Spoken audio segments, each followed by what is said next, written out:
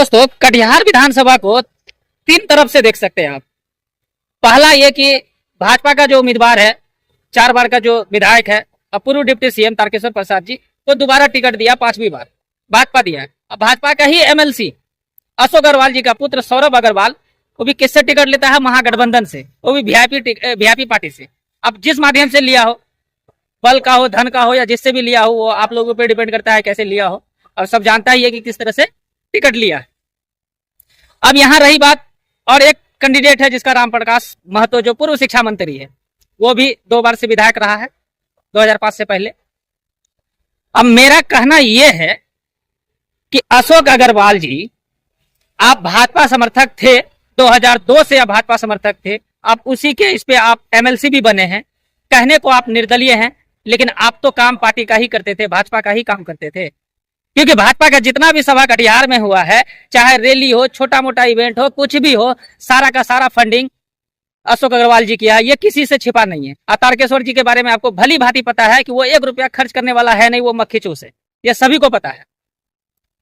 अब यहाँ पे सोचने वाली बात यह है कि सौरभ अग्रवाल जो वीआईपी पार्टी से जो टिकट लिया है, महागठबंधन का जो उम्मीदवार है, उनकी मां जो वर्तमान में कटिहार का मेयर है, मेयर वो भी किससे? भाजपा समर्थक से ही था। अब उनकी मां का कहना है कि हम अपना पुत्र धर्म निभाएंगे, मेरा बेटा का हम प्रचार प्रसार करेंगे। 2 दिन पहले की यह बात है। आज का जो परिस्थिति हम जो देख रहे हैं, इसमें अशोक अग्रवाल जी का कहीं भी फोटो 2 दिन पहले कहीं नहीं दिख रहा था।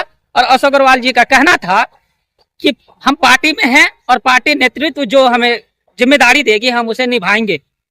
लेकिन अब जो है ये आज वो पलट गया, अब वो अपने बेटे के समर्थन में आ गया।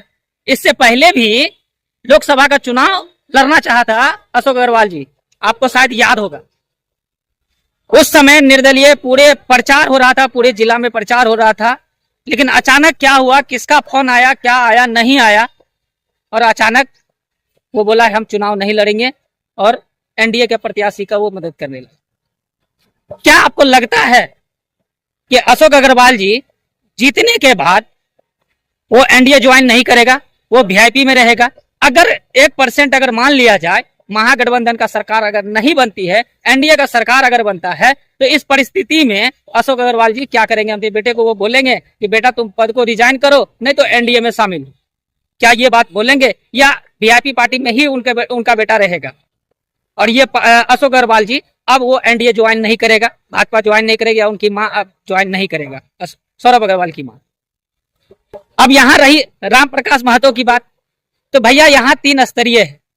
लोग ये भी जान रहा है कि भाई अशोक अग्रवाल भी भाजपा का ही है, कार्यकर्ता है, तारकेश्वर भी भाजपा का कार्यकर्ता है। इसमें कहीं ना कहीं हमें ऐसा लग रहा है, महसूस हो रहा है कि राम प्रकाश महतो जी बाजी मार जाएंगे, क्योंकि उनको अगर हल्का से भी सपोर्ट कर दिया जाए तो वो निकाल लेगा सीट। अब इसमें आपका क्या विचार है, क्या विमर्श है, आप कमेंट बॉक्स में जरूर बताइएगा।